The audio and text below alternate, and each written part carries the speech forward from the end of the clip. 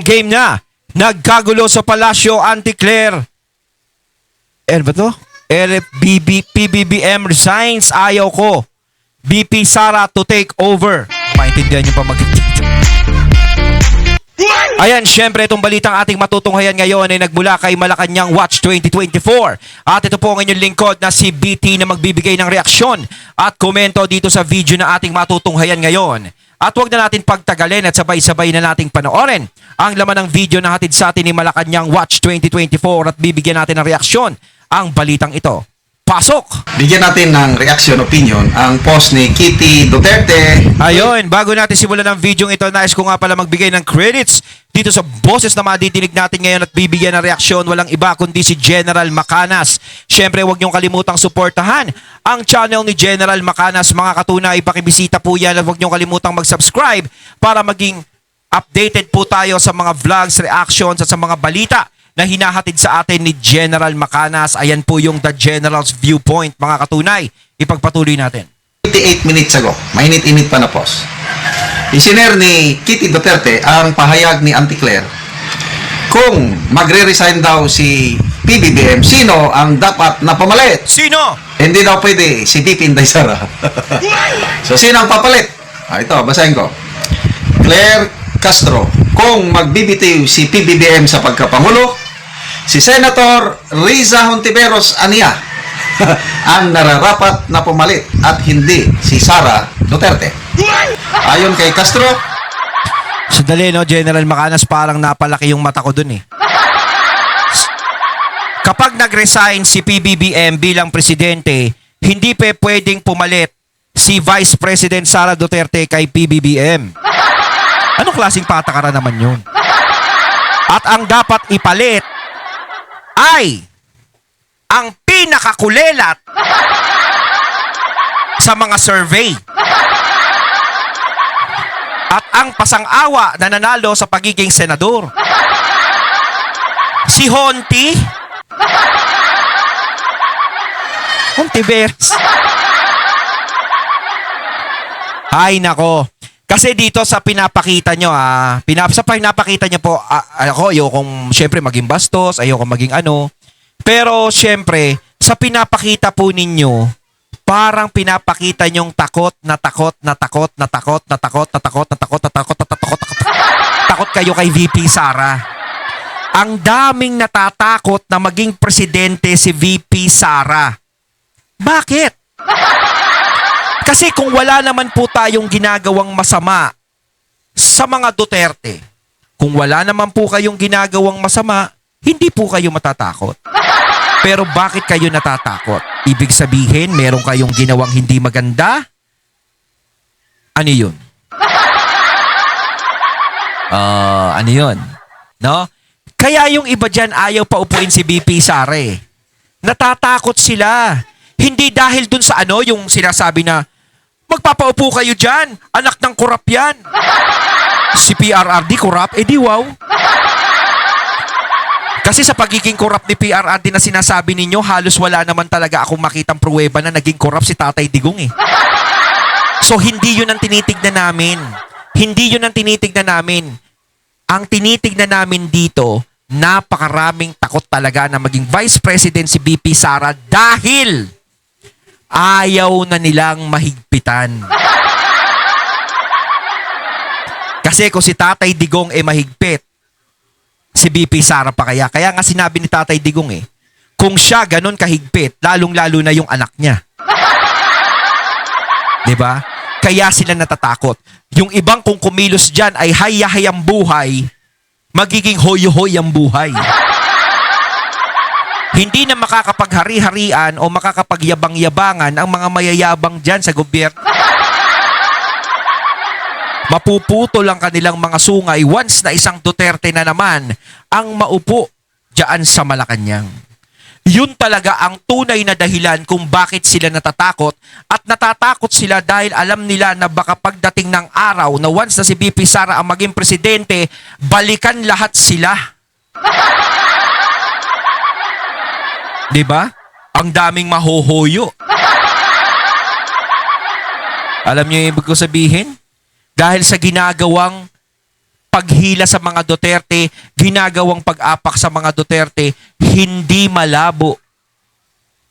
No? Naiisip na nila na hindi malabong balikan tayo ng anak nito.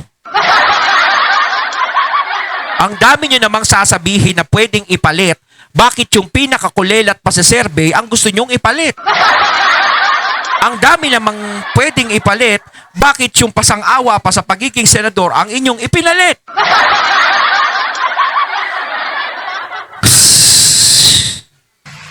Mas may kredibilidad, karanasan, at neutralidad si Hontiveros kumpara sa Vice Presidente na aniya ay may kinakaharap pang mga isyo at koneksyon sa mga personalidad na iniuugnay sa iba't ibang kontrobersya. May kinakaharap na issue. Bakit si Honti ba walang kinakaharap din na issue? Oh, hindi na naman kayo nakalusot.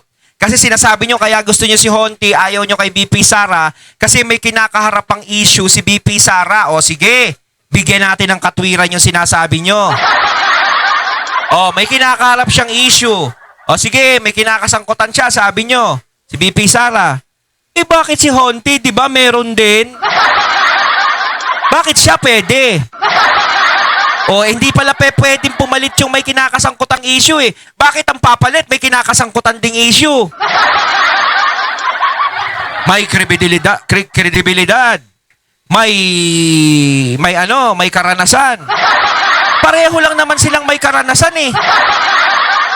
Mas higit pa nga yung si BP Sara eh. Dahil si BP Sara talaga, ramdam mo talaga na kumikilos sa mga Duterte. Ang laki pa nga ng utang na loob ni Honti sa mga Duterte, hindi pa nagpapasalamat eh. Ano yung sinasabi nyo doon? Na hindi pwede si BP Sara kasi may kaso. Eh, yung iba nga dyan, yung gusto nyo ipalit, may kaso din. Hindi na naman nakalusot yun. Butas na naman sa inyo yun. Ay, nako. I hope totoo itong post na ito ha. Kasi na dumaan lang sa wall ko, Kitty Duterte naman alam na naman na fake news. We hope sana totoo yan, pero hindi pa naman natin alam kung talaga nag-post si Auntie Claire ng ganyan. Miss Kitty Duterte. Una. Abogado ba ito? Niyo tuloy si General eh. Kung abogado siya, alam ba niya ang konstitusyon? Oo. Abogado siya, alam niya ang konstitusyon. Ibig sabihin, ayaw niyang sundin ang konstitusyon. Yes, tama. At saka ang kalakaran talaga, once na ang presidente ay mawala, mategi, bumitaw, magkasakit, mawala sa pagiging presidente, ang papalit dyan, ang kahalili talaga, ay ang vice president sa ayaw nyo at sa hindi. Diba? Hindi pwedeng magpasok ng ibang tao dyan sa posisyon na yan. Ang vice president talaga ang pinaka-reserve. Reserve. Diba? Nasa konstitusyon po yan. Hindi natin pwedeng baliin. Ngayon, sabihin nyo, paano nasa konstitusyon? Kaya nga we bend the law. Pwede naman nating i-bend ang law. Kasi yung papalit sa ating presidente, may kasong hinaharap. Hindi siya pwedeng maging presidente. Hindi siya pwedeng ipalit. Kailangan lang ipalit natin yung malinis. Malinis pa si Honti? Karapat dapat din ba siya dyan?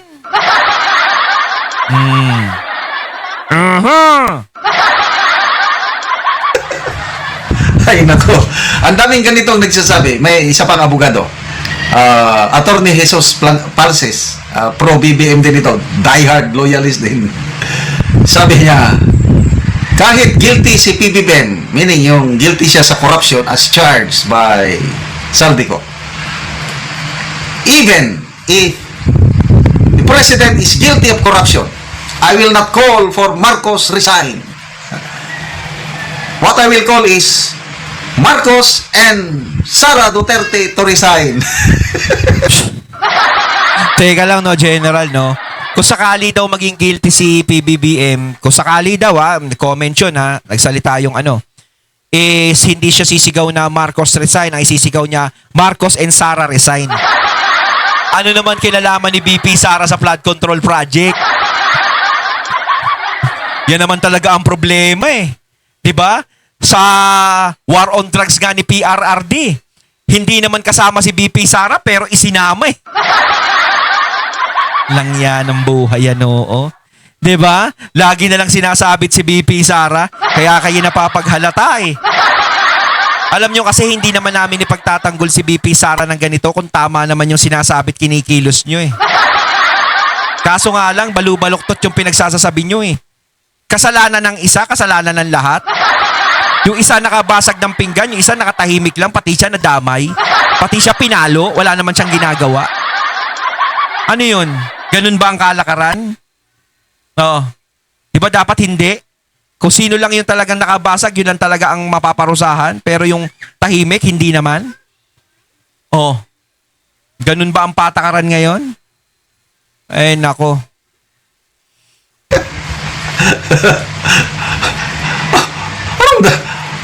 Bakit magre-resign si BP Sara? Oo, bakit? Si Marcos man ang inaakusan. Kaya nga napapaghalata nating mga takot to eh. Ang talamak na korupsyon. Mga naprapraning na talaga sila. Bakit nakapagsabi si Auntie Claire na PBBM resign? Ibig niya sabihin may posibilidad na magre-resign si PBBM? Tanong lang naman. Kasi kung ako ang iyong tatanungin, parang suntok sa buwan na magre-resign si PBBM. Ako para sa akin, ganun din ang naisip ko eh. Suntok talaga sa buwan na magre-resign si PBBM. Hindi. Matatapos niya yung termino na yan. Kahit si VP Sara gusto niya naman tapusin ni PBBM ang termino niya. Kahit si Tatay Digong, gusto ni Tatay Digong na ayusin, pero ayusin niya naman yung ginagawang pagpapatakbo. Hindi ko siya pinaparatangan na kasangkot siya sa mga ganon o ganon man. Ang sinasabi ko lang sa ating Pangulo, ako'y nagbibigay pa rin sa kanya ng respeto dahil siya ang presidente ng Pilipinas. Kahit na may nababalitaan ako na isinasangkot siya sa kung ano-ano, ang gusto ko lang ay ayusin niya kung ano man ang ginagawang pamamalakad niya diyan sa gobyerno sa Malacanang at ginagawang pamamalakad sa lahat ng mga tao.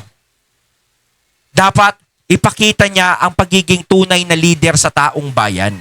Kahit sila VP Sara, yun naman ang gustong ipagawa sa kanya eh, na ayusin niya lang. 'Di ba? Nagsabi na siya na I will never leave this office until I fix this problem. Yung flood control problem. Aayusin niya muna bago alis. Ano pa? Tagal yan. Meron pa siyang statement. Mga post lang ito na nababasa ko. I hope these are true statements. Kung magre-resign ako, kung bibitaw ako, sabi niya, mas lalong maghirap ang taong bayan. Ano pa? Hindi naman. Nung presidente naman si PRRD, di naman kami naghirap. Partida pa nun po Lahat ng mga tao ng pandemic wala pong trabaho buong Pilipinas. Pero nakasurvive po. Hindi naman po siguro kapag nag-resign kayo maghihirap kami. Yun Yun lang po yung nasabi ko. Yun lang po. Kasi parang napakalayo naman yun. Hindi po mangyayari sa amin yan. Kahit ngayon mag-resign po kayo, hindi naman kami maghihirap eh. Huwag lang si Honti yung papalit sa'yo. Sigurado baka maghirap kami. Opo. Totoo yan, totoo yan. So, opinion ko. Alam nyo, kaysa si Honti ang ipalit nyo? Kaysa si Honti ang ipalit nyo? Alam nyo kung sino magandang ipalit na lang sa pagiging presidente kung sakasakaling mag-resign yung presidente? Kung ayaw nyo kay BP Sara? Ang ipalit nyo na lang, alam nyo, si Rastaman. Si Rastaman na lang. O gusto nyo, si Leo Marcos na lang ipalit nyo eh. Para ukinam. Para puro gano'n na lang tayo eh. Lang ito. He will never. Puro para kwentong barbero na lang tayo araw-araw. Kasi nakapagbitiw na siya ng statement na by the time he leaves office in 2028, gusto niya daw may positive changes na nangyari sa buhay ng Pilipino. Ang kanyang hangarin, ang kanyang legacy, walang Pilipinong nagugutom pag alis niya. Wala na talaga ating presidente. Di ba? Ang sarap pakinggan.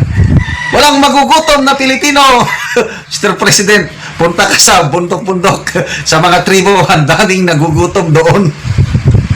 Sana maging totoo ang iyong pangarap. Kasi sabi niya in one gathering last month ata, malapit nang matupad ang pangarap ng inyong Pangulo. Ano yon? Yung wala nang magugutom. Sa survey ng SWS. Wala na raw magugutom. Ngayon nga, nagugutom ako eh. Oo. Wala na raw magugutom ha. Tetis ko naman. Alam niyo po, no, uulitin ko, Mr. President. No, siyempre, may respeto pa din ako sa iyo, Mr. President. Gusto ko lang, sagutin yung, in a proper way, di ba? Na wala naman pong magugutom na Pilipino kahit mawala po kayo sa pagiging presidente. Okay lang po yun. Kasi naranasan na po namin ng pandemic eh. Iba naman po ang humahawak nun. Iba ang presidente nun pero hindi naman po kami nagutom. Wala pong trabaho ng mga panahon na yon. Totoo po. Tsaka nung panahon po ni PRRD, 30 pesos, 1 kilo po ang bigas. Oo, 30 pesos po. Magandang klase na po yun. Hindi po NFA. Ano ba? Tama ba yung NFA? Pero masarap na klase na po yung 40 pesos pang mayamang bigas na po yun. Pero ngayon, pinakamababa, 50 pesos.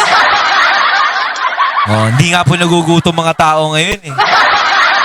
Walang pandemic pero parang nagugutom eh.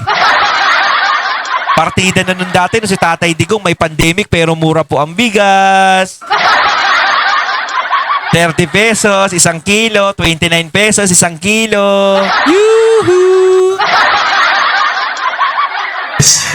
Dumarami ang bilang ng pamilyang Pilipino na nagsasabi naka-experience sila ng involuntary hunger. Third quarter, itong September 2025. Compared sa second quarter. Paano ba naman di magugutom ang Pilipino? Lahat ng pera kinulimbat na ng mga hinayumpas na hindi mo malaman kung sino-sino. Quarter, I think 16. Alam niyo po, Mr. President, para mas maganda talaga, ipakulong nyo na lahat ng mga sangkot dyan sa flood control na yan. Pero kung ipakukulong nyo sila, siguraduhin nyo munang talagang ginawa nila yung kasalanan na yun. Hindi yung basta-basta na lang po kayo magpapakulong ng walang kasalanan. Yun po yun. Basta may makulong lang kayo, basta may masabing may napanagot na tayo, kailangan po yung may kasalanan talaga. Yung talagang itinuturo ng mga tunay na testigo, hindi po yung mga peking testigo. 8.1% ang bilang ng mga pamilyang Pilipino na naka-experience ng involuntary hunger. Third quarter, naging 22% na. Tumaas ang bilang ng mga napipilitan na involuntary. Wala talaga silang magawa. So, hindi yan magre-resign. Bakit? Nasabi niya, baka sa nakikita niya, magre-resign si PBBM. Punta tayo kay Senator Hontiveros. Mas eksperyensado daw siya. Okay. Mas eksperyensado si Honti magutom?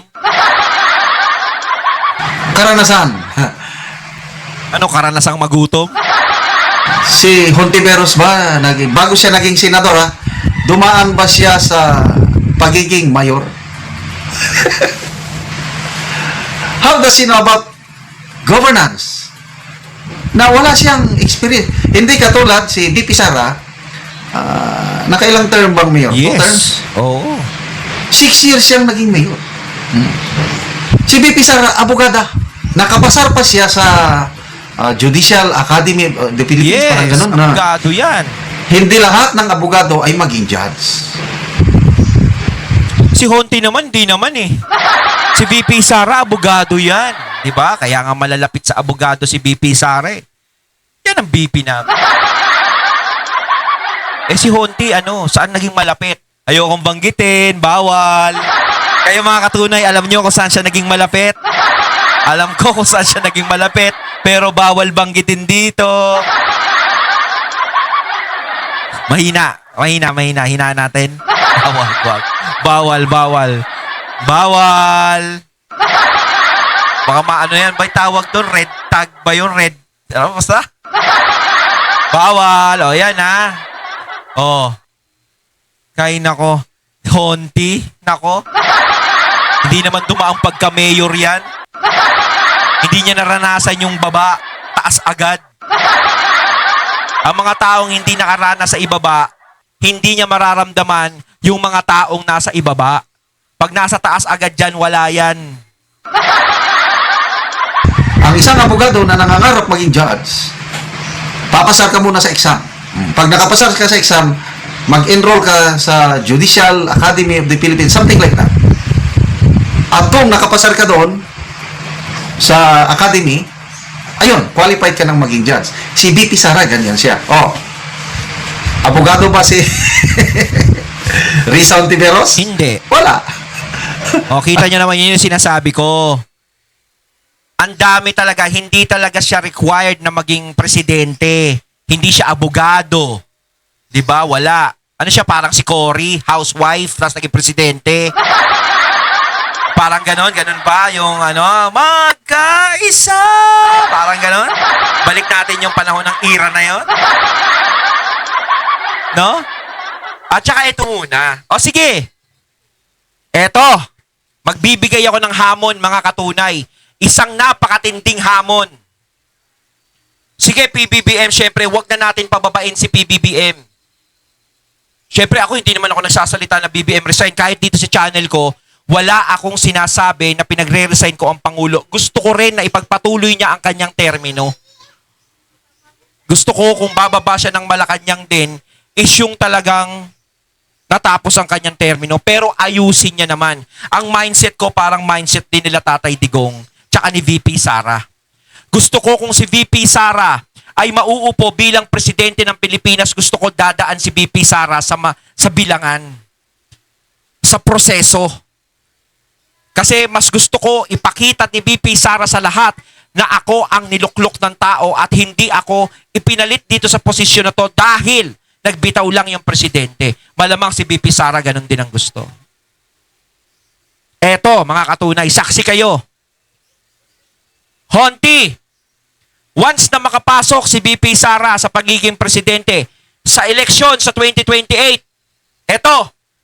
eto mga katunay, saksi kayo. Hahamunin ko to. Sasaksi kayo ha. Saksi kayo. I-record nyo yung sasabihin ko. Kapag nanalo si Hontiveros kay VP Sara sa pagiging presidente sa 2028, wag lang dadayain ha. Hindi na ako magbablog. Iti-take down ko tong channel ko. Tatanggalin ko yung channel ko, mga katunay. Oo. Kapag nanalo si Hontiveros kay Sara Duterte. Ayan ha. Ayan. Malinaw na malinaw. Kasi masyado niyong minamaliit si VP Sara eh. Diba? Doon si sinasabi ni Gadon, kaya lang naman nanalo si Sara Duterte kasi dahil sa mga loyalista. Uulitin ko po. Si PBBM natalo po kay Leni Robredo nung Vice President.